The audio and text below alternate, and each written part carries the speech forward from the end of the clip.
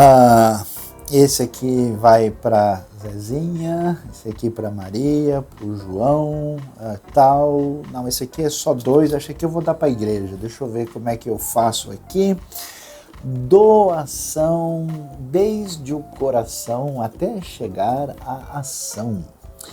Vivemos numa sociedade no mundo que sempre sugere que as pessoas muito bondosas, muito corretas, muito bem-sucedidas, elas são merecedoras dos seus resultados.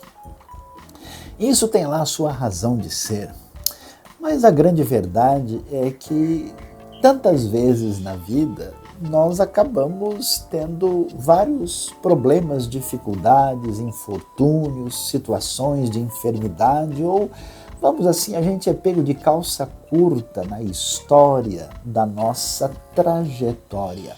E a pergunta é como é que isso deve ser considerado? É interessante a gente ver na Bíblia que essas pessoas que precisavam de doação, quando você vê a história antiga dos profetas de Israel, eles ficavam revoltados com essa gente que estava sendo explorada e passando por dificuldades enormes e que tanta gente não se importava. Aliás, aproveitava-se dessas pessoas para fazer o fluxo inverso da doação, que você sabe tem o nome de corrupção.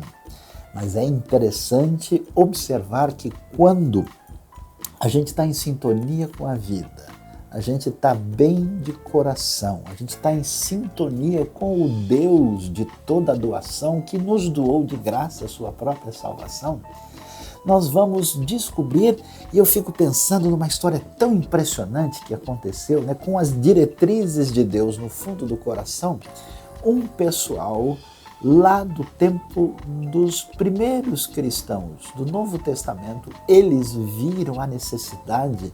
Em 2 Coríntios 8, Paulo faz questão de dizer que eles fizeram questão, eles assim tinham todo o interesse de ter o privilégio de ajudar na assistência daqueles que estavam precisando. Então você que talvez foi mais do que abençoado, você que está com a casa cheia, você que tem tanta coisa que não consegue nem usufruir, já pensou da necessidade nossa realidade do mundo que sofre diante de tanta opressão e perturbação?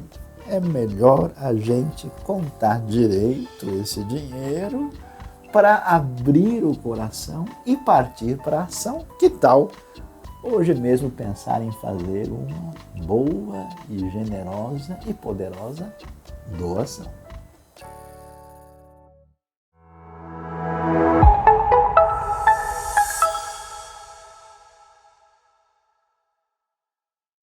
Olá, bom dia! Sejam todos muito bem-vindos a mais uma celebração da IBNU. É um prazer ter você aqui conosco.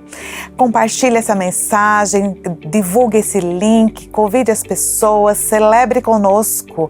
Venham!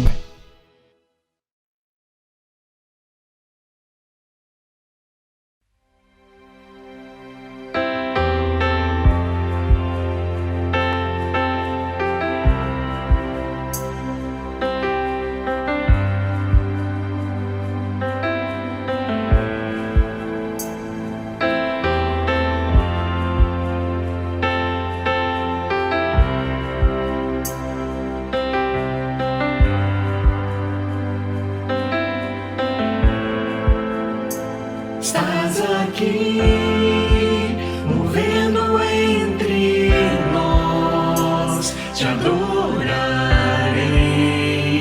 te adorarei. Estás aqui, mudando destinos, te adorarei, te adorarei. Estás aqui, operando milagres, te adorarei, te adorarei. Estás aqui, transformando nossas vidas, te adorarei, te adorarei. Meu Deus é o Deus de milagres, Deus de promessas, caminho no deserto, luz na escuridão. Meu Deus, este é quem tu és. Deus de milagres, Deus de promessas, caminho no deserto, luz na escuridão. Meu Deus, este é quem tu és. Estás aqui, tocando corações, te adorarei, te adorarei. Estás aqui, curando multidões, te adorarei, te adorarei. Estás aqui, restaurando os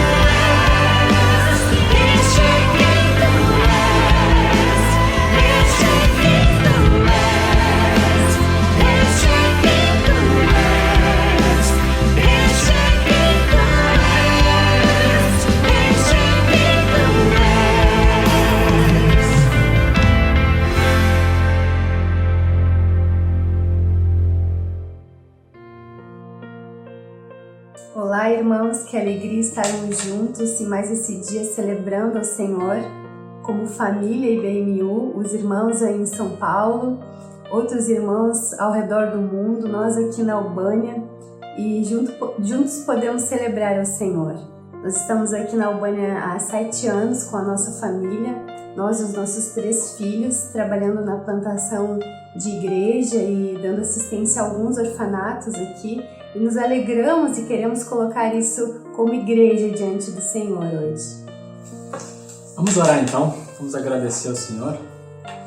Senhor, nós te louvamos por mais esse dia, pela tua misericórdia que se renova, pela oportunidade de celebrarmos a ti, ó Pai. Obrigado pelo privilégio que nós temos de termos sido encontrados por ti, e nós queremos colocar diante de ti, Senhor, alguns pedidos de oração. Especialmente gostaríamos de orar por essa situação ainda lá na Ucrânia, pedindo que o Senhor traga a paz naquele ambiente, Senhor, abençoando também a tua igreja que está ali na Ucrânia, os pastores que estão naquele país. Senhor, traz o conforto, Senhor, para aquela população também, Senhor. Nós te pedimos, traz paz a esse conflito, Senhor, em nome de Jesus. Senhor, abençoa a IBNU, os ministérios que a IBNU tem à frente. Nós pedimos que o Senhor esteja dando sabedoria, direção também, Senhor, para essa igreja que tem sido uma bênção para tantas pessoas, Pai. Muito obrigado. Somos gratos a Ti por toda a obra que o Senhor tem realizado em nossas vidas da Tua igreja. Em nome de Jesus. Amém. Wait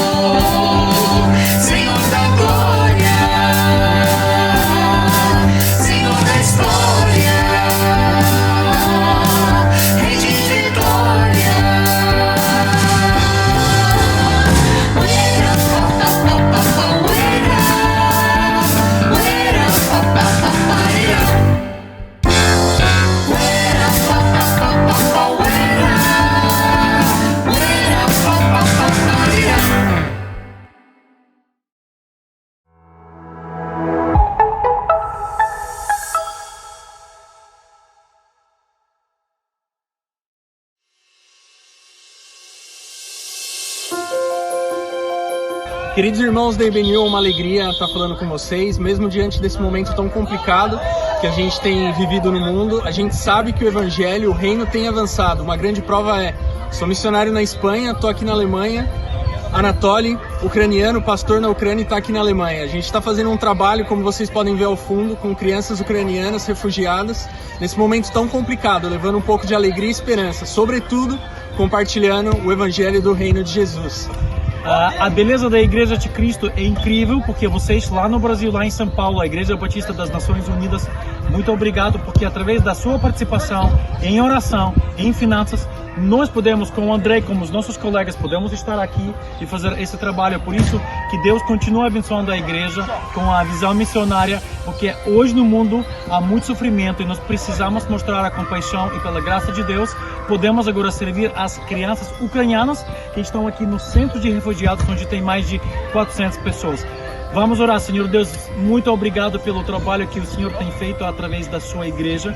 Nós te pedimos que o Senhor possa abençoar a Igreja Batista das Nações Unidas em São Paulo e no mundo inteiro, fazendo esse tipo de trabalho. Abençoe também os ucranianos, abençoe essa situação que nós estamos passando, e nós te pedimos que o teu reino cresça mesmo no meio da dor. Nós te pedimos em nome de Jesus. Amém. Esse mês, a IBNU tem trabalhado a questão do serviço, servir o reino, servir a Deus, servir ao próximo. E isso inclui todos os projetos que a IBNU tem servido e ajudado, apoiado de várias formas. Uma das formas é financeiramente, economicamente. Outras são ajudas humanitárias, né, de todas as formas, de todas as áreas possíveis que a gente consegue ajudar e servir. Então você pode fazer parte disso. Você pode hoje, agora, contribuir, fazer através das ofertas, dízimos e também da sua oração e do seu apoio aos missionários, às pessoas que realmente precisam. Então, eu quero convidar você a participar desse trabalho tão especial que Deus tem feito e nós temos participado junto com esse Deus tão especial, tão maravilhoso que nós temos. Vamos orar juntos nesse momento, agradecendo a essa oportunidade, aos dons e a todas as possibilidades que Deus nos dá de poder contribuir, de poder servir. Vamos orar juntos. Senhor Deus, nós louvamos e agradecemos a Ti, porque o Senhor tem nos suprido, Senhor, nos sustentado de todas as formas, seja isso financeiramente, com a saúde, com tudo que o Senhor tem nos dado, porque o Senhor tem nos dado dons, Senhor Deus, especiais, para que sejam usados, para que sirvamos ao nosso próximo, aonde é necessário. Senhor, nos ajuda a enxergar, nos ajuda a realmente ser, Senhor, essa luz que brilha, a luz de Cristo, onde precisa, Senhor Deus. E nesse momento, nós agradecemos por ter essa possibilidade, essa oportunidade de servir através dos nossos recursos. Senhor Deus, que esses recursos sejam aplicados onde é mais necessário, onde realmente o Senhor direcionar. Coloca, Senhor, no nosso coração essa generosidade, esse coração, Senhor Deus, de entrega a Ti, Senhor, para que o Senhor use, para que o Senhor faça diferença, Senhor Deus, através da nossa vida, na vida de tanta gente que precisa. Senhor Deus, nós colocamos tudo nas Tuas mãos e oramos agradecidos. Em nome de Jesus. Amém.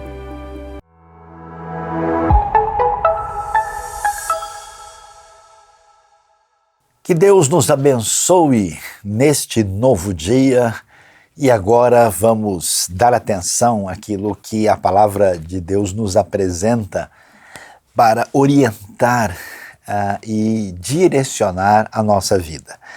E hoje nosso objetivo é falar sobre o único que Jesus recomendou. E eu vou ler o texto de Lucas, o terceiro evangelho, a partir do capítulo 7, do verso 18 em diante. A Bíblia diz o seguinte: os discípulos de João contaram-lhe todas essas coisas, chamando 2 deles. Enviou-os ao Senhor para perguntarem: és tu aquele que haveria de vir ou devemos esperar algum outro? Dirigindo-se a Jesus, aqueles homens disseram: João Batista nos enviou para te perguntarmos: és tu aquele que haveria de vir ou devemos esperar algum outro? Naquele momento, Jesus curou muitos que tinham males, doenças graves e espíritos malignos e concedeu visão a muitos que eram cegos. Então ele respondeu aos mensageiros: voltem e anunciem a João que vocês viram e ouviram: os cegos vêm, os aleijados andam, os leprosos são purificados, os surdos ouvem, os mortos são ressuscitados e as boas novas são pregadas aos pobres. E feliz é aquele que não se escandaliza por minha causa. Depois que os mensageiros de João foram embora, Jesus começou a falar à multidão a respeito de João. O que vocês foram ver no deserto? Um caniço agitado pelo vento?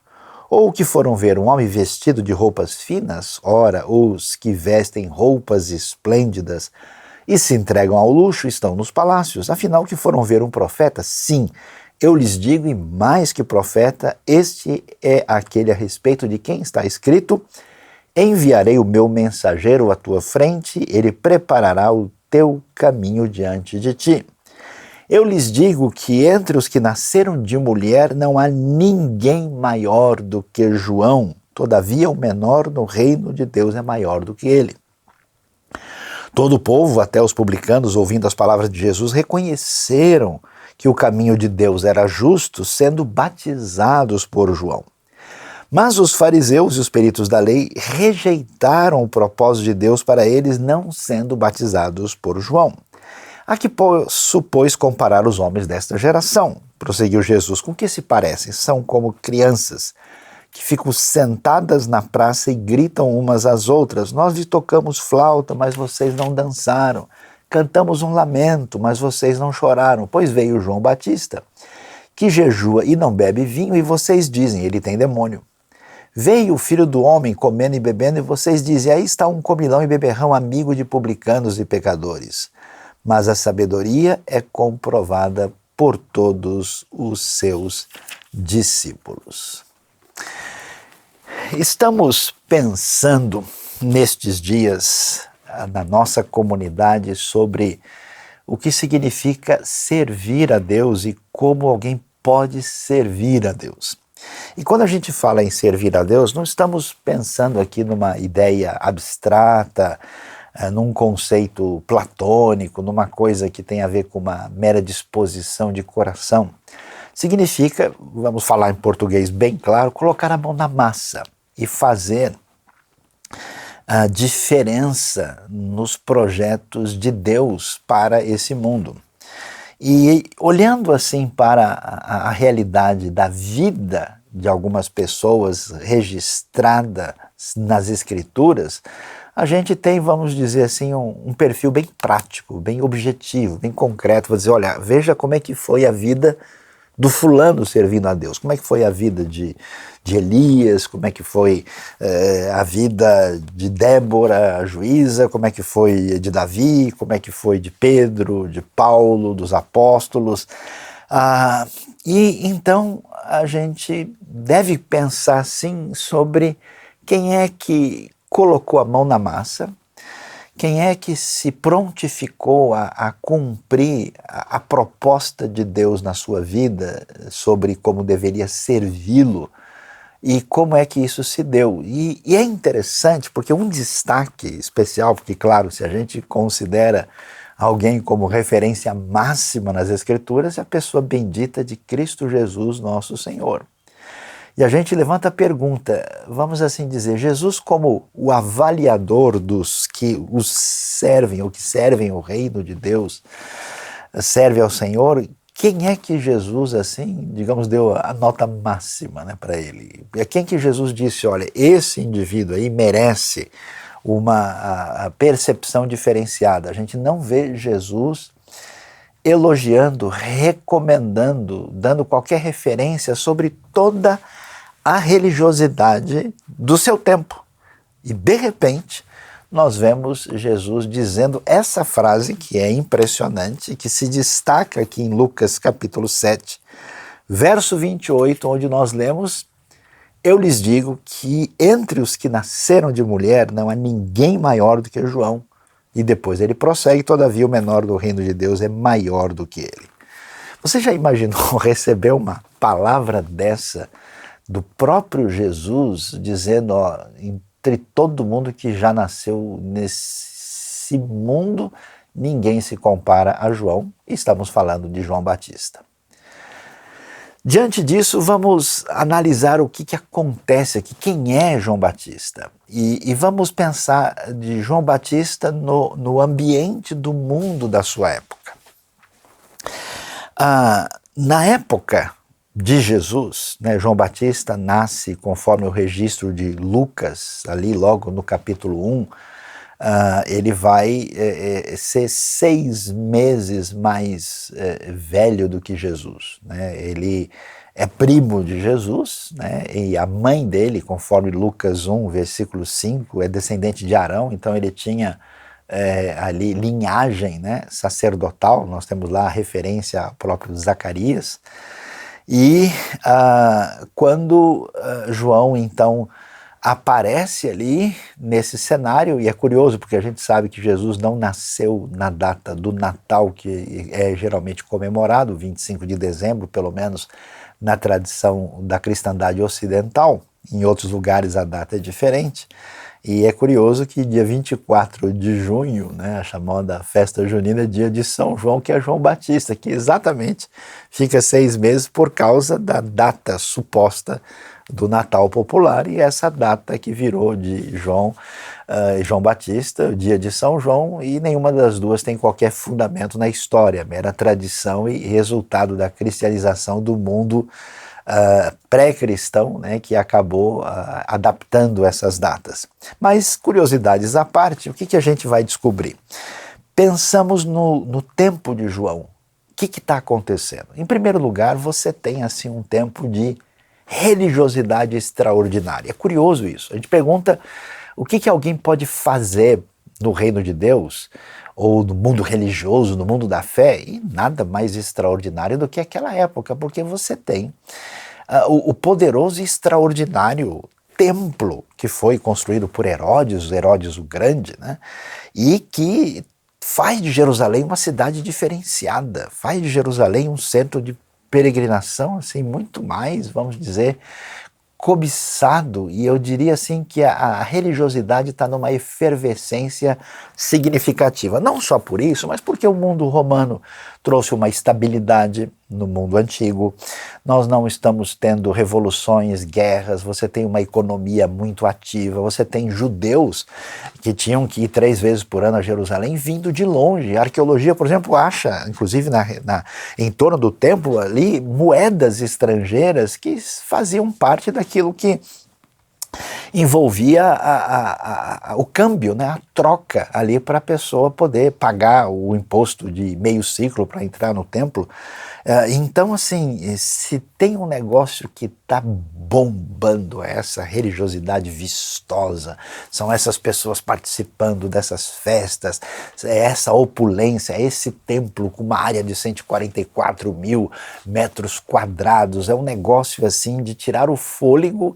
E nesse ambiente litúrgico, nesse ambiente, vamos dizer, ligado a todo o ritualismo, você tem ali o predomínio dos saduceus, que eram gente rica, culta, que tinha uma conexão maior com o mundo greco-romano.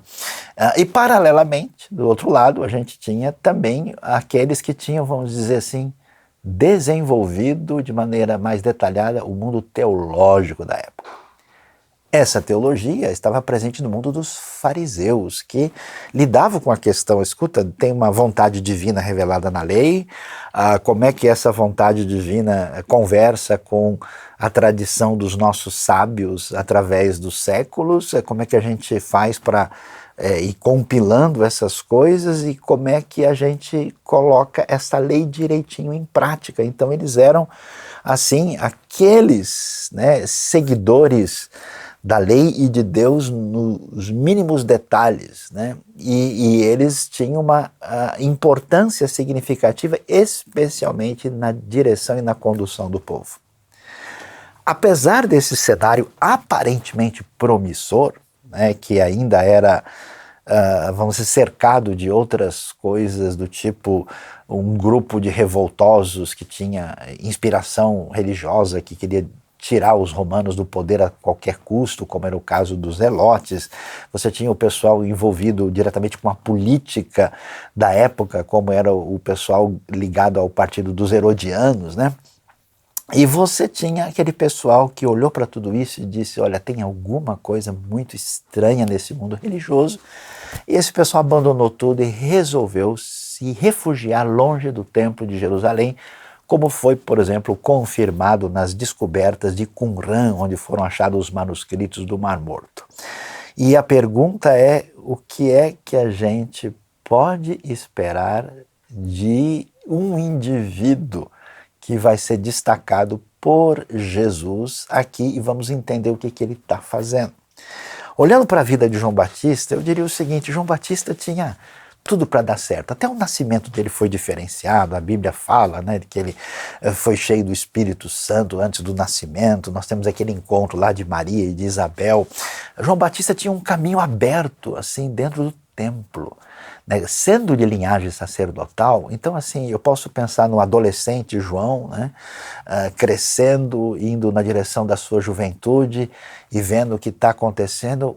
O menino o rapaz tem carreira diante dele, né, ali no Templo de Jerusalém. Ele no ambiente dos saduceus, né, nessa questão daquilo que era tão importante na ritualidade dos sacrifícios, João poderia ir longe. Mas se ele talvez fosse um pouco mais estudioso do que ritualista, João poderia muito bem dizer, olha, eu sei que eu tenho origem aí levita, arônica, mas eu gostei da conversa com o pessoal falando esses dias aí sobre Hilel e Shammai, né? Eu ouvi dizer aí que tem algumas questões, né, antes de praticar o ritual, a gente tem que entender, interpretar, fazer um curso de hermenêutica sobre a lei. Ele teria um futuro significativo no ambiente farisaico.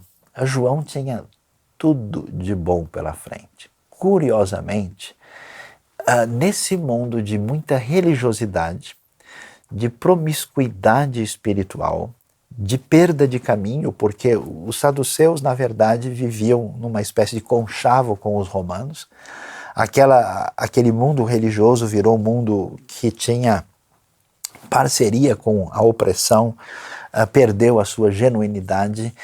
O estudo da lei virou uma maneira de controlar as pessoas, virou uma máscara de hipocrisia, ou seja, toda aquela aparência, aquele mundo de holofote, aquele mundo de glória, aquele mundo que parecia promissor, perdeu o caminho. E João cresce, João rompe com tudo isso. Isso precisa ser trazido para a nossa vida hoje, porque eu acho que a gente vive dias parecidos com os dias de Jesus e João Batista. Dias em que assim, a efervescência religiosa está em toda parte. É impressionante isso, a gente vê, né? Até mesmo nos lugares mais céticos do mundo, a gente tem templo, catedral, dias especiais, as pessoas em qualquer lugar do mundo, sejam céticos ou não, chega na Páscoa, no Natal, em datas especiais. Eu vi até lugares do mundo onde não tem nada de tradição cristã, é perto de zero, e chega no Natal, está tudo iluminado, e até referências.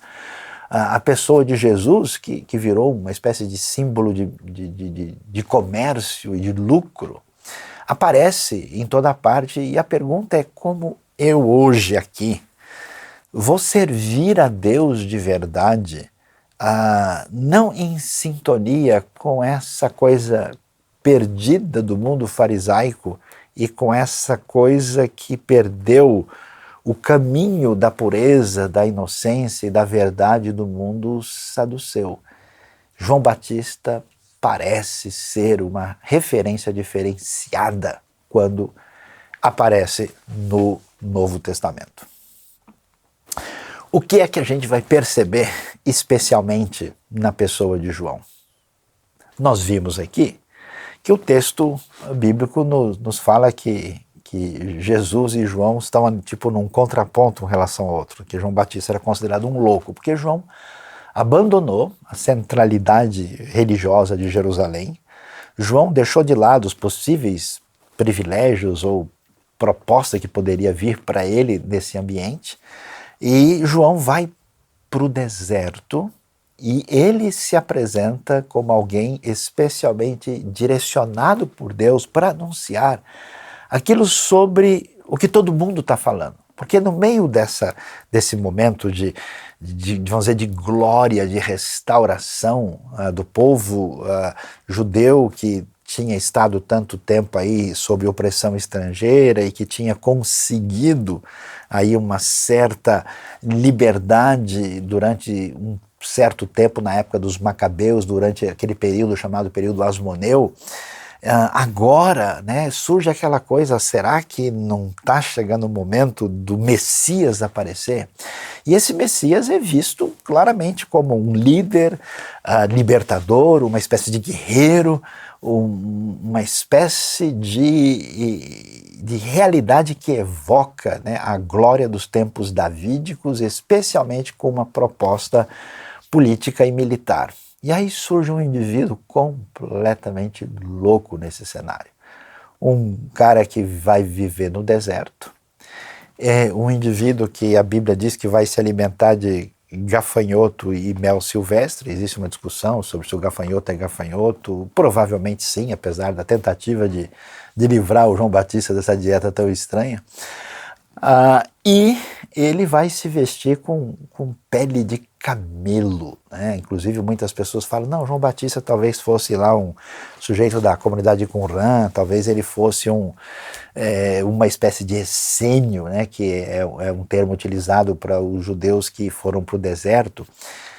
Mas parece que não, porque, por exemplo, o pessoal de Qumran se vestia de branco, eles tinham outras coisas peculiares e eles viviam dentro de uma comunidade com uma série de obrigações entre eles. João Batista aparece como um indivíduo assim meio independente e separado. Pode até ser que eles tenham tido algum tipo de contato, mas João, na verdade, aparece como alguém que rompe com todo o sistema religioso corrompido. E a pergunta que a gente levanta para nós, nesse mundo de tanta opulência e religiosidade, vamos dizer, enaltecida, e ao mesmo tempo com uma crise ética, crise espiritual de verdade, onde é que a gente se posiciona? Se a gente pensa na nossa espiritualidade como algo que depende dessa força social externa, ou se ela tem autenticidade de fato. É necessário ter coragem e abrir mão para não abrir mão da verdadeira autenticidade de fé diante de Deus. E é isso que João Batista faz. Eu fico imaginando aqueles que o conheceram, aqueles até ligados à família, vendo aquele jovem João indo lá para o deserto e sendo apresentado na própria Bíblia, pelo próprio Jesus, como o grande cumprimento daquilo que estava dito no profeta Malaquias, no último profeta do Antigo Testamento, dizendo que eu vou enviar o meu mensageiro antes de que venha aquele que é o tão esperado Messias, e João Batista é esse mensageiro. João Batista vem no poder e no espírito de Elias, que também teve um comportamento parecido, semelhante ao comportamento de João. Então, para nós, a primeira pergunta é: qual é o nosso grau de autenticidade de fé? Qual é o nosso grau de compromisso com Deus e com a sua palavra acima de tudo quanto é referência religiosa externa que parece dominar o nosso comportamento? E João faz isso, ele vai para onde? Para o deserto. Indo para o deserto, ele evoca a famosa profecia que aparece lá em Isaías capítulo 40, quando se diz de voz que clama no deserto. E é curioso isso, porque o deserto tem alguns elementos assim que chamam a nossa atenção. Primeiro que, na tradição mais antiga da própria Bíblia, o deserto não é assim um lugar muito recomendável. Por exemplo, na própria lei, quando se fala de impureza, né, você pega, por exemplo, as narrativas que estão em Êxodo, em Levítico, e você vai ver que tem ali o lugar do tabernáculo, onde está a tenda do encontro, depois você tem o acampamento dos israelitas, e você tem lá fora do acampamento um lugar impuro, e o mais longe de tudo é o deserto. O deserto às vezes evoca essa aridez, né? Aquela coisa que envolve um lugar de morte, um lugar para onde, por exemplo, até o bode emissário é lançado para ir para o deserto. Então tem um quê assim de assustador, de oposição à vida, mas é exatamente nesse ambiente é que o deserto recebe uma atenção especial na Bíblia. Veja que Deus liberta o povo de Israel do Egito para colocá-los no deserto. Veja que o próprio Jesus, né, é batizado, e é interessante que ele vai ser batizado pelo próprio João Batista, e ele é conduzido pelo Espírito Santo para o deserto, para inclusive ser tentado pelo diabo. Então existe algum elemento diferenciado nesse deserto que, curiosamente, no texto original, na palavra hebraica, aparece ali a palavra midbar, que é a palavra usada para deserto. E essa palavra midbar, ela tem origem na palavra davar. E davar é exatamente palavra. Também pode se referir a coisa, mas por exemplo, quando Deus fala, nós estamos em contato com o davar, o dvarim, Adonai, né? Então é interessante que o Midbar, até se fala disso, né? Que o deserto era o lugar talvez dos gritos, né? Dos pastores de rebanho que estão aí trazendo a sua palavra na condução das ovelhas e das cabras ali no deserto, mas há uma associação que se desenvolve na Bíblia como o deserto do lugar do encontro com a palavra divina. Exatamente por fazer referência à fragilidade, por rejeitar esse mundo de artificialidade humana representado tanto na cidade ou até mesmo na religião instituída que perdeu a referência, o deserto se torna um lugar especial. E aí é interessante, sabe por quê? Porque a gente olha para a nossa vida, a gente olha para tudo que está à nossa volta e a gente pergunta, como é que Deus vai agir numa hora dessa? Como é que Deus vai usar as pessoas que estão a seu serviço? Olhando para aquele cenário, resta para a gente muita confusão. Por quê? Primeiro, parece que as coisas de Deus estão acontecendo. Existe toda uma produção teológica, um universo religioso, um monte de coisa que está visível. Olha como está bonito, milhares de pessoas todos os anos peregrinando para Jerusalém. Está tudo certo, as coisas estão funcionando. Mas na verdade não estão. Curiosamente, o agir divino para produzir aquilo que envolve o seu reino acontece no ventre de uma mulher que está grávida e ninguém está vendo. O Espírito não está agindo nesse meio religioso, mas o Espírito está agindo na concepção de João Batista. Não é uma concepção milagrosa, mas é uma concepção que tem a mão de Deus. Deus vai agir no meio de uma história de uma figura estranha, que passa assim, sem a percepção dos religiosos da época. De repente está lá João, vestido de maneira estranha, com comportamentos nada previstos, e ele diz, eu sou. É interessante, vale a pena dar uma olhada no começo do Evangelho de Marcos, né? Li logo no começo, quando o Evangelho, que é o Evangelho do servo, daqueles que estão em ação, começa e abre, ele vai dizer, princípio do Evangelho de Jesus Cristo, Filho de Deus. Conforme está escrito no profeta Isaías, enviarei à tua frente o meu mensageiro, ele preparará o teu caminho. Voz do que clama no deserto, prepare o caminho para o Senhor, façam veredas retas para ele. Assim surgiu João, batizando no deserto e pregando um batismo de arrependimento para o perdão dos pecados. Aí ele vinha toda a região da Judéia e todo o povo de Jerusalém.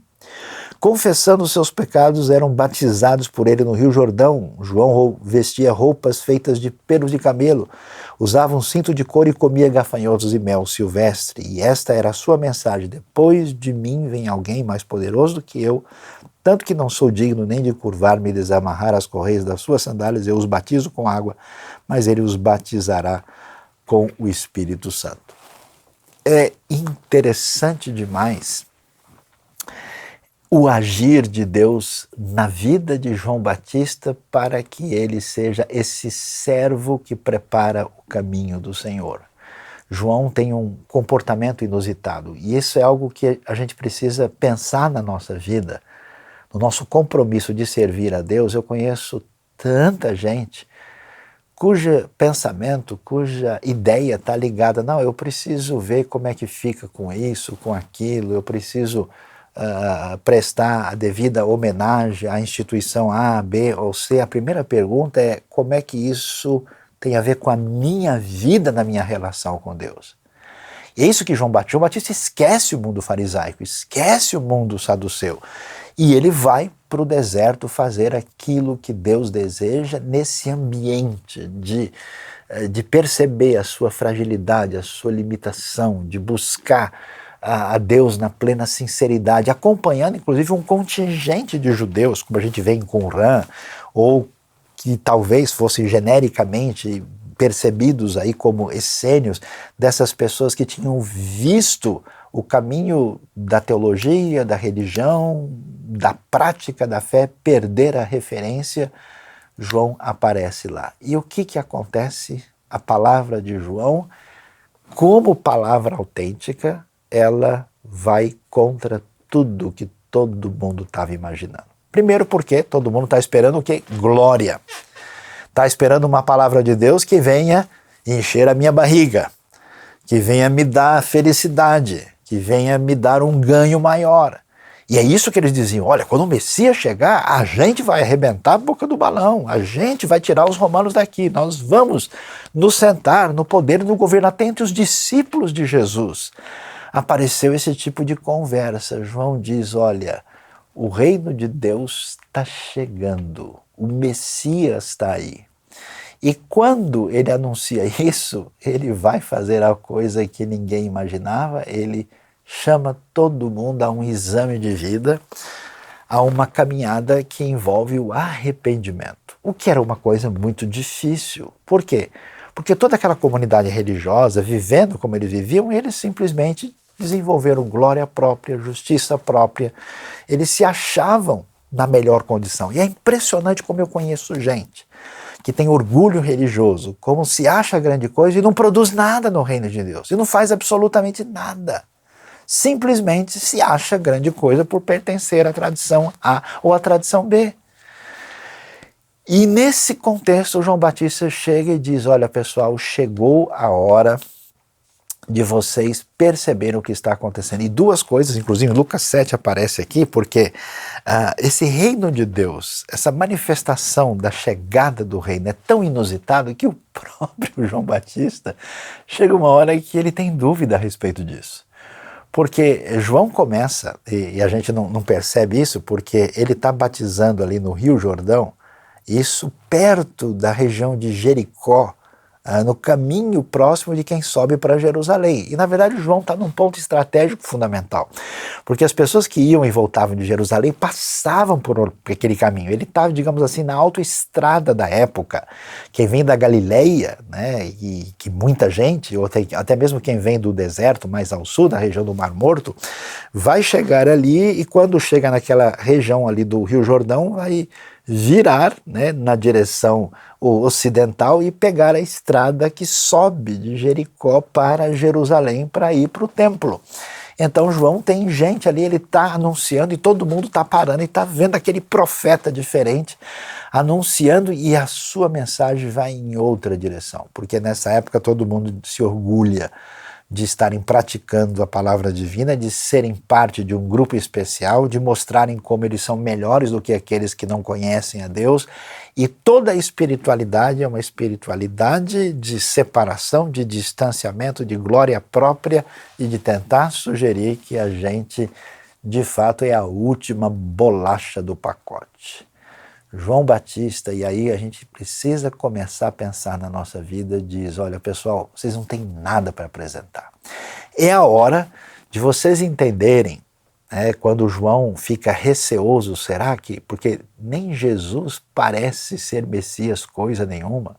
E ele manda os discípulos lá para perguntar, será que é o Senhor mesmo? Né? Jesus chama tanta atenção, convence tanto, que até o João Batista que o batizou falou, será que tem mais algum outro para chegar aí?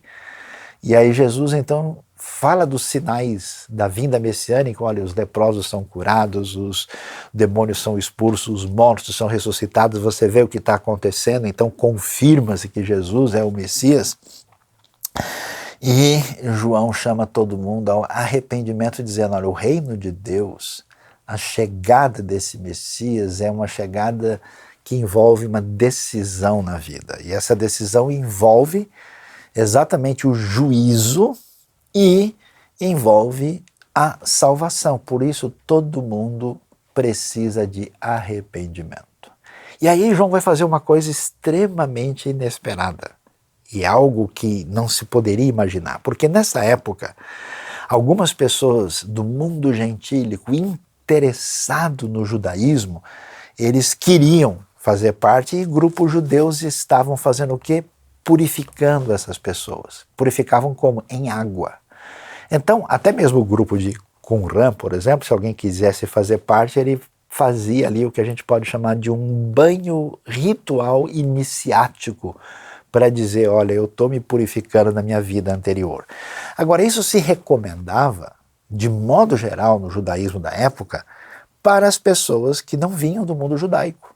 E, no ambiente judaico, você tem, a partir das instruções de Levítico, todo judeu sempre entendeu o que é um mikveh, né, um tanque, que é exatamente um tanque de purificação, até para você entrar no templo, os viajantes chegavam e entravam e saíam do mikveh purificados para poder ali adorar. Mas essa ideia de que você precisa ter um banho que é símbolo do seu arrependimento, do reconhecimento dos seus pecados, porque o reino chegou, você dizer isso para pessoas desse mundo do holofote religioso era muito para a cabeça. E é curioso que João chama tanto a atenção que o próprio pessoal de Jerusalém, até mesmo os fariseus, como o texto diz, os peritos da lei, eles iam lá ver o que estava acontecendo, mas eles se recusavam a dizer, nós precisamos de arrependimento, nós precisamos resolver a situação diante de Deus dos nossos pecados. Então, a mensagem do reino é uma mensagem que nos disponibiliza para servir a Deus, mas ela começa com essa atitude de destruição da glória própria, de ponto final na nossa justiça, de parar de achar que o problema do mundo é o domínio romano, o problema do mundo é o Herodes, o problema do mundo são religiosos, o problema do mundo jaz dentro de mim, na minha vida, que eu preciso resolver diante de Deus com arrependimento. É tão impressionante como tanta gente, na hora de articular sua relação com Deus, fica prestando atenção a tanta coisa à sua volta, menos em si mesmo na sua relação com Deus. E eles são chamados a fazer isso. Então você imagina só, né? E a cabeça desses religiosos, porque nessa mensagem, e eu acho interessante porque a gente nunca poderia imaginar uma coisa dessa, quando João está fazendo isso, o texto nos diz que todo o povo, até os publicanos, os ricos cobradores de impostos desonestos, ouvindo as palavras de Jesus, reconheceram que o caminho de Deus era justo, sendo batizados por João, mas os fariseus e os peritos da lei rejeitaram o propósito de Deus para eles e eles não foram batizados por João. E isso então fica para a nossa vida em termos de autenticidade na nossa relação com Deus, que tem a ver com arrependimento, com uma postura de assumir a fé nessa genuinidade para servir a Deus de verdade. E não é algo que apenas envolve o início da nossa vida, mas a continuidade da nossa caminhada na fé. E olhando um pouco mais adiante, a gente vai ver que essa proposta do reino, necessariamente como sendo uma proposta de justiça, ela vai envolver duas coisas complicadas. Ela vai envolver polêmica e vai envolver sofrimento. É curioso que João Batista, sendo alguém que na verdade está preparando o caminho do Messias, João Batista tem discípulos, os discípulos estão seguindo ele, inclusive a gente vai ver até a ida, né? O Evangelho de João mostra isso, como discípulos de João passam depois a seguir a Jesus. Atos 19, interessante, aqueles que tinham ouvido falar só do batismo de João, aparece essa transição, você vê João Batista dizendo, né, convém que ele cresça e eu diminua. João vai fazer o batismo de Jesus, ele cumpre o serviço de Deus na sua vida de uma maneira extraordinária, mas não tem jeito de servir a Deus sem entrar em conflito com o mundo sem Deus, que tem as realidades da vida invertidas. Então João, por exemplo, vai confrontar o Herodes Antipas, que estava vivendo com a mulher do seu irmão, numa espécie de incesto. E a gente sabe isso do Novo Testamento, mas os escritos de Joséfo vão mostrar que o grande problema de João, e o que vai envolver depois a pessoa de Jesus, é que eles estavam ficando muito conhecidos. Eles estavam sendo, digamos assim, muito populares, estavam de alguma maneira interferindo no plano que tinha a ver com esse domínio político e religioso que ameaçava o poder dessas pessoas. Por isso, é algo que a gente precisa perceber, porque a religiosidade não verdadeira, a religiosidade do templo cheio de gente, vazio de espiritualidade, a religiosidade legalista que transforma a vontade divina em glória própria, a religiosidade que se opõe ao reino de Deus, ela na verdade ela é domesticada pelos donos do poder. Ela é usada como massa de manobra. Ela não serve aos propósitos do serviço de Deus coisa nenhuma. Por isso a proclamação do Evangelho, a confrontação sobre toda postura política, não importa do que tipo que seja, condenável, a confrontação do Evangelho contra toda fonte de poder de alguém que não se vende pela proposta A ou pela proposta B, ela necessariamente vai trazer uma rota de colisão. Por isso que tanto João Batista como Jesus serão confrontados, rejeitados, questionados por aqueles que tinham o poder político e religioso daquela época. E a pergunta para a gente é: em que nível de compromisso eu tenho com Deus e com a sua palavra que está acima de toda e qualquer proposta, ainda que isso seja bastante custoso e difícil para mim? E o mais surpreendente de tudo é que isso necessariamente vai envolver sofrimento. Então João Batista acaba sendo preso, João Batista vai ter uma morte terrível, a gente sabe que a sua cabeça é cortada e servida numa bandeja. O próprio Jesus vai morrer crucificado numa espécie de conluio com a participação de religiosos de Jerusalém e com o domínio romano, que tinha receio de qualquer um que aparecesse como rei dos judeus, mas o texto bíblico vai deixar claro para a gente como o propósito de Deus, o que envolvia o serviço a Deus, que estava proposto na vida de João Batista, era aquilo que de fato teve lugar e teve realidade e marca a vida e a história daquele que foi o único religioso da época do Novo Testamento referendado por Jesus. Jesus nunca diz, olha, os zelotes estão num caminho maravilhoso. Jesus nunca disse, olha, a galera que está lá refugiada no deserto esperando o fim do mundo, esse pessoal é o máximo. Inclusive tem textos que mostram que Jesus está indiretamente criticando aquele tipo de comportamento. Jesus nunca deu qualquer espaço para a religiosidade pagã, que eram como gentios que ficam repetindo a mesma coisa sem entender o que estão dizendo. Jesus nunca assinou embaixo do comportamento dos fariseus nem dos saduceus, mas João Batista é o único que, de fato, recebe a recomendação completa de Jesus, e isso deve chamar a nossa atenção. Eu fico bastante impactado pela vida de João Batista, até porque nunca em minha vida encontrei ninguém querendo dizer algo do tipo, puxa, meu sonho é ser João Batista. Ah, eu queria ser o apóstolo Paulo. Eu queria ser, né? Até as crianças aprendem, né? Eu pulo como o rei Davi, né? Eu cresço como o rei Davi, mas eu cresço como João Batista, né? Eu quero ser como Elias, descer fogo do céu. Eu quero ser como o apóstolo Paulo, né?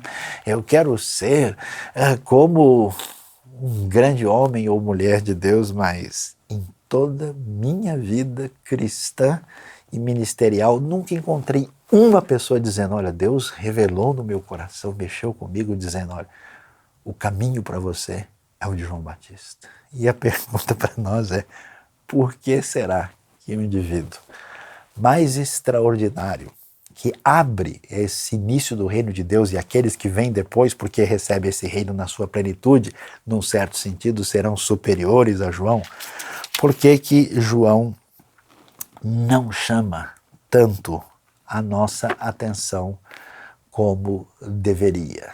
João Batista cumpre o propósito de Deus para a sua vida, João Batista serve a Deus de verdade, e João Batista coloca um cheque-mate para a gente, do jeitinho que a gente vê Jesus falando aqui em Lucas capítulo 7, quando nós lemos que Jesus diz, escuta, vale a pena prestar atenção no holofote? Será que o templo de Jerusalém brilha tanto assim?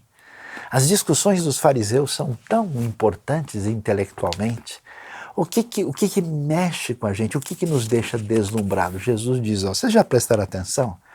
Como esse pessoal pretensamente religioso que está aguardando esse reino de Deus em cima da justiça deles e que se acham o máximo e que estão esperando um reino político, militar para que eles tenham domínio e mais poder. Vocês não repararam que veio o João Batista jejuando, sem beber vinho, e ele diz, esse cara é endemoniado, esse cara é louco, olha o que ele está fazendo. Veio Jesus, que está comendo, bebendo e tendo uma vida social com todo mundo, e o pessoal diz, ó, tá vendo? Esse cara aí é amigo dos publicanos, dos pecadores, esse indivíduo aí, ele não presta. Ou seja, até que ponto a gente vai continuar sendo refém do holofote externo? Até que ponto a sua espiritualidade depende do grito dos fariseus, dos saduceus, dos homens do deserto, dos zelotes, dos herodianos, e não do que Deus tem para a sua vida? Então o convite para você hoje é um convite de autenticidade, para receber a unção de João Batista, né? Falando de maneira aqui até crítica, para que você veja a sua vida única diante de Deus, no período que Deus tem para você aqui, e o que Deus quer para você. Como é que você vai servir a Deus? Justificativas do nosso descaso, da nossa ausência, do nosso afastamento, da nossa improdutividade, da nossa inutilidade no reino, por causa de que eu não sei.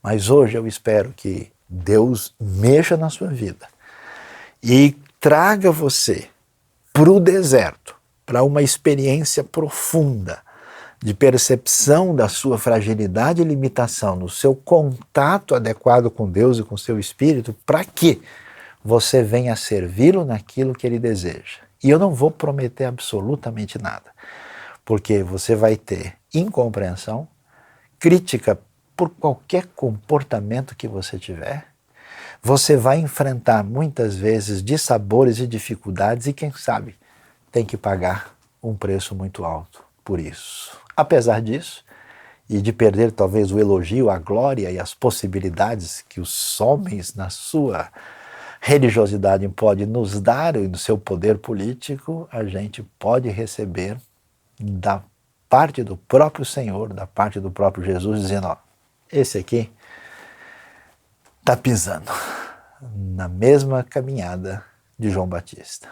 Deus abençoe a sua vida, Deus abençoe o seu coração e nos ajude a servi-lo da maneira que Ele merece. Amém.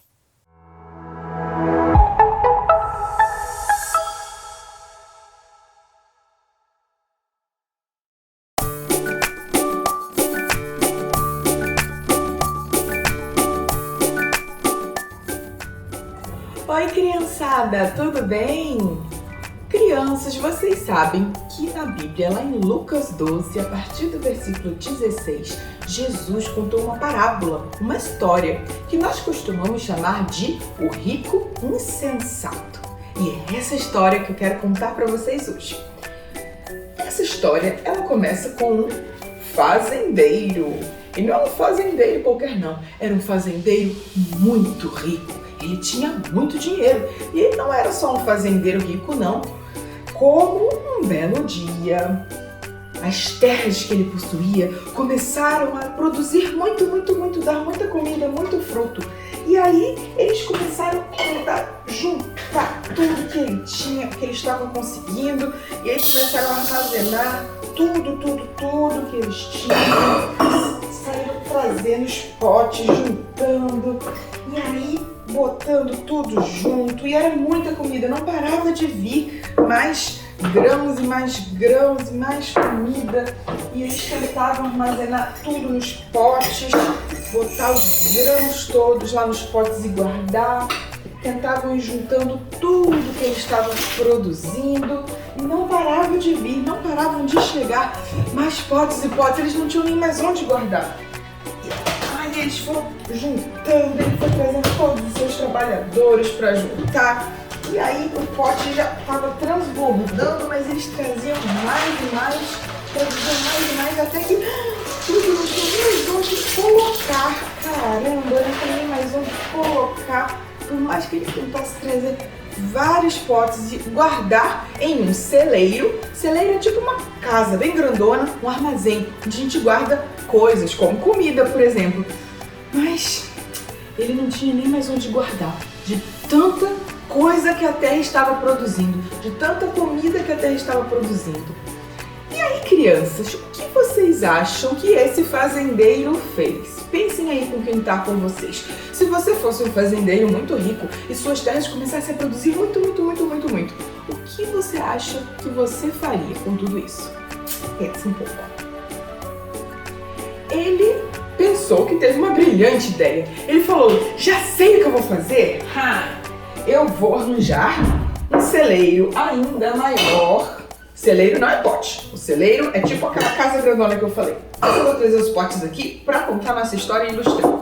Eu já sei, ele pensou. Eu vou arrumar um celeiro ainda maior. Uma coisa ainda maior para guardar toda essa comida que eu tô produzindo. Tudo isso que eu tô produzindo. E aí, depois disso, eu vou poder descansar, comer, beber e me alegrar, e vou ficar de boa, porque eu vou ter muita coisa acumulada por muito tempo da minha vida. Vocês acham que essa é uma decisão sábia, crianças? Ele já tinha tanta comida, eu não sei o que vocês pensaram por aí, mas eu pensei que ele poderia ter sido um pouquinho generoso. Você sabe o que é essa palavra? Generoso, generosidade? Generoso é quando a gente já foi muito abençoado com alguma coisa, a gente recebeu muito de alguma coisa e que você nem precisa daquilo para você. Então você pode repartir. Ou às vezes você não tem tanto assim, você tem uma quantidade suficiente, mas mesmo assim você quer dividir porque você vê alguém que está passando por uma necessidade, que está precisando. Então a generosidade é quando a gente divide as coisas que a gente tem, os nossos bens, os nossos recursos, as nossas coisas. Por exemplo, se você está lá na escola com o seu lanche, que você trouxe para você comer, e você viu que o lanche do seu coleguinha aquele dia caiu no chão, estragou, ele está sem lanche, você vai deixar ele lá com o lanche dele, sozinho, coitado, morrendo de fome? Não, você pode, por exemplo, dividir o seu lanche. E isso é ser generoso, isso é generosidade. E aí, crianças, Deus, olhando toda aquela situação desse homem, acumulando tanta coisa, juntando esse monte de coisa, ele pensou, que moço insensato, ou seja, alguém que não é sábio, que não está tomando decisões boas. Ele está juntando tudo isso.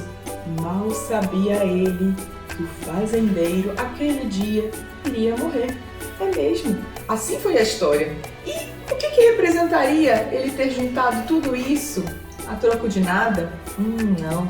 Essa história, então, ela nos chama, nos convida a sermos pessoas mais generosas, a não ficarmos acumulando um monte de coisas sem nem saber por que a gente está juntando tanta coisa. Não significa que você não pode ter o seu porquinho de moedinhas, que você está guardando aquele dinheiro para comprar uma coisa que você quer conseguir. Não significa que você tem que gastar sempre tudo que tem de forma bem descontrolada. Não, pelo contrário, esse mês a gente está aprendendo sobre autocontrole, não é mesmo? Mas significa pedir a Deus sabedoria para saber dividir as coisas que nós temos, compartilhar. Vocês, crianças, ainda são crianças, né? Talvez não enfrentem alguns problemas que os adultos enfrentam, mas eu sei que vocês sabem o que é isso daqui, né? É um cartão de crédito. É onde muitos dos adultos guardam seus dinheiros hoje em dia. Mas vocês sabem, às vezes, quando a gente vai crescendo, e eu sei que vocês vão crescer, talvez vocês um dia vão ter cartõezinhos de crédito como esse.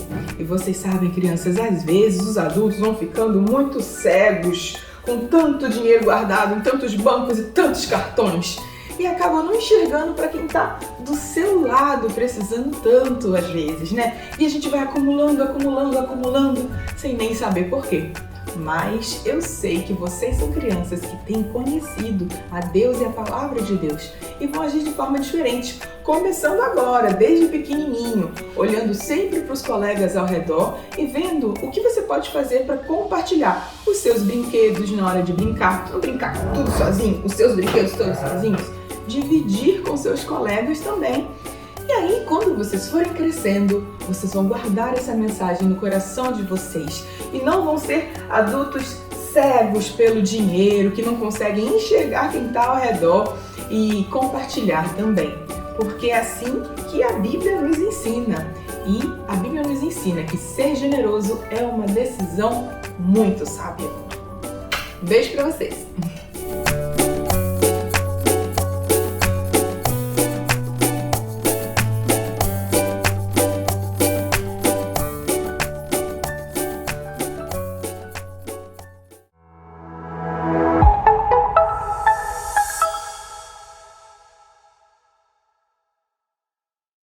O ensino da IBNU está a todo vapor. Você sabe que esse ano nós começamos um projeto diferente de trabalhar com a questão dos podcasts da Bíblia. Então você pode se aprofundar nos conhecimentos da Bíblia, dos livros da Bíblia, através de uma conversa muito legal, dinâmica, gostosa, sem ficar aquela coisa maçante. Você pode aproveitar então, porque já temos o livro de Êxodo e Lucas lá no nosso canal do YouTube. Mas também agora, nesses últimos 2 meses, abril e maio, estamos aí com Juízes e 1 Coríntios. Então vai lá, quarta-feira, sábado, às 18, quarta-feira, às 19 horas no sábado, estamos no ar ao vivo. Então você pode fazer as perguntas e aí nós responderemos também. Então fique ligado, participe e se aprofunde na Bíblia. Queremos ainda avisar a todos que no dia 29, no último domingo do mês de maio, nós vamos ter um encontro especial na nossa celebração, que acontece presencialmente todo domingo às 10h30 ali no WTC de São Paulo. Nós teremos nossa apresentação dos projetos do reino. A gente sabe que a vida cristã não é só discutir ideias e celebrar no coração, mas efetivamente servir a Deus. Aquilo que a IBNU está fazendo, os seus projetos novos, nós vamos dar uma visibilidade ali prática para que você que quer contribuir, você que quer participar, você que quer se envolver, seja num projeto missionário, humanitário, evangelístico, teológico, de qualquer maneira, você tem a oportunidade de conhecer ao vivo, conversar com as pessoas e investir no crescimento do reino de Deus aqui na nossa comunidade de seguidores de Jesus. IBNU, aí nós somos uma comunidade saudável para um mundo melhor. O Ministério de Adolescentes da IBNU, nos dias 28 e 29 de maio, vai participar do Corujão lá no acampamento Palavra da Vida. Então, se você quiser participar conosco, entre em contato com a Conexão, dizendo que você quer ir com o seu adolescente tem que ser de 13 até 17 anos para que possa participar conosco desse fim de semana tão especial. O Corujão começa no sábado, dia 28, por volta das 2 da tarde e termina no domingo, às 8 horas da manhã. Então nós vamos nos encontrar novamente no WTC durante a celebração da IBNU. Nós queremos agradecer a sua companhia até agora aqui na nossa celebração online IBNU. É uma alegria estar com você e queremos convidar você a ser nosso parceiro na divulgação do conteúdo que a IBNU tem produzido para abençoar vidas. Então se inscreva aqui no nosso canal do YouTube, pressione o sininho para receber as notificações de todas as publicações que temos feito e também se inscreva nas outras redes sociais, Facebook e Instagram, onde nós postamos conteúdo que pode abençoar a sua vida e de outras pessoas e também postamos informações a respeito das programações da IBNU.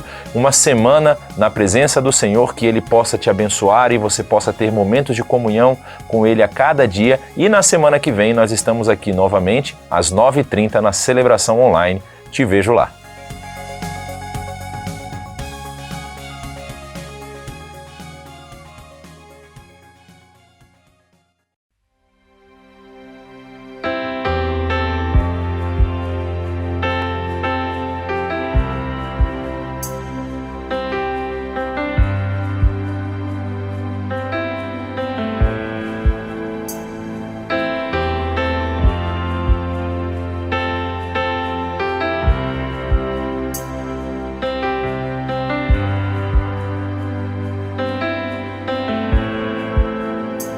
Estás aqui, movendo entre nós. Te adorarei, te adorarei. Estás aqui, mudando destinos. Te adorarei, te adorarei.